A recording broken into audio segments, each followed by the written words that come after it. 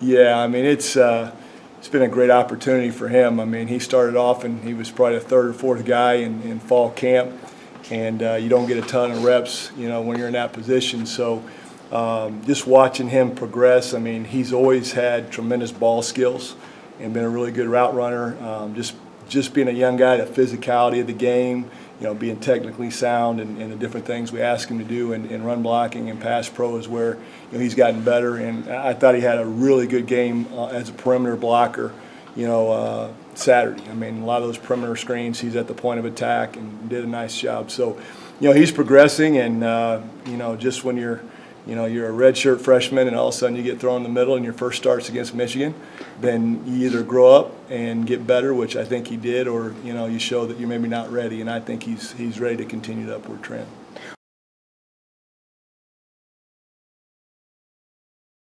I mean, it's I think it's a game by game thing where first of all you say, can you block on the perimeter?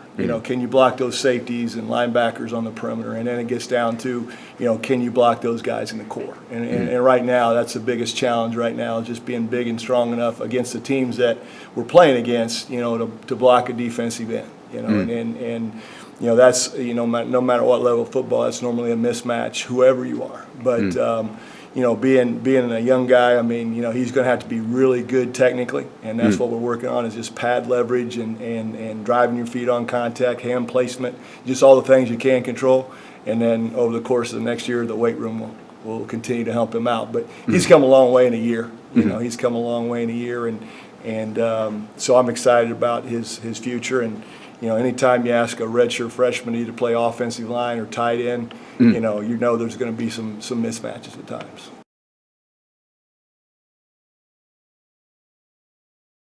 Yeah, I mean, I think it's going well. I mean, the nice thing is with Coach Carey, he's an experienced guy. I mean, and he's learning our verbiage and our vernacular, and he's had a seat from, afar. He's been out at practice at times. So, I think that the transition will be smooth, and, the transition when you have great kids is always, that makes it easier, So, I mean, obviously, it's a tough deal for all of us.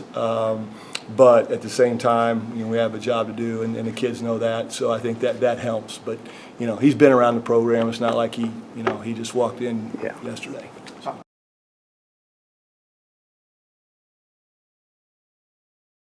Yeah, I mean, we got two Bloomington kids, one from north and south. We had to balance that out, So, but I think with Aaron, really it was. I had just gotten here in January, and he had already been offered, and so I remember the first part of it was just coming to spring ball, and we had a lot of conversations. We talked a lot on the phone. He would send me clips, during their season of what he had done blocking wise. We would talk about different things, and really smart guy, really inquisitive guy, wants to get better, wants to be his best. And the other thing was, we talked about today. It's being a mid-year guy is kind of the thing to do, and he's a three-sport guy, and we talked about, hey, go enjoy being a three-sport guy, because I think ultimately he's a great competitor, and ultimately that's going to be one of those things where since he wasn't a mid-year guy, he wasn't here for spring ball second semester, that the strength that we're talking about, all those things, he hasn't had that extra semester. He's had 3 semesters of football, but you love the way he competes. And I think that if you look at the NFL, and the guys that play tight end in the NFL, they're all guys that played multiple sports when they were in high school. So love that about him, and I think that's also where his ball skills, come from. He's tremendous ball skills.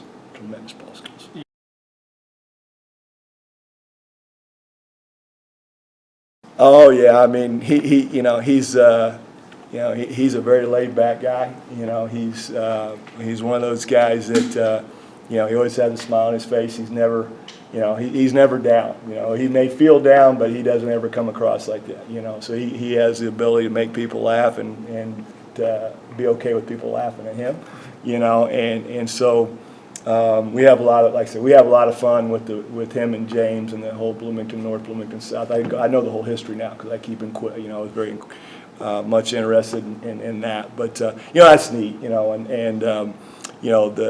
I really felt, just a great feeling on Saturday when I thought he scored, a touchdown, just to have a hometown kid in a big game like that, and score a touchdown, which, there'll be other opportunities. But, I think it means a lot, I think it means a lot. And there you go through the history of IU sports, anytime there's been a Bloomington kid, who kind of comes up and plays a big role, no matter what the sport is, it's kind of cool, and we're fortunate to have two of those guys in my room.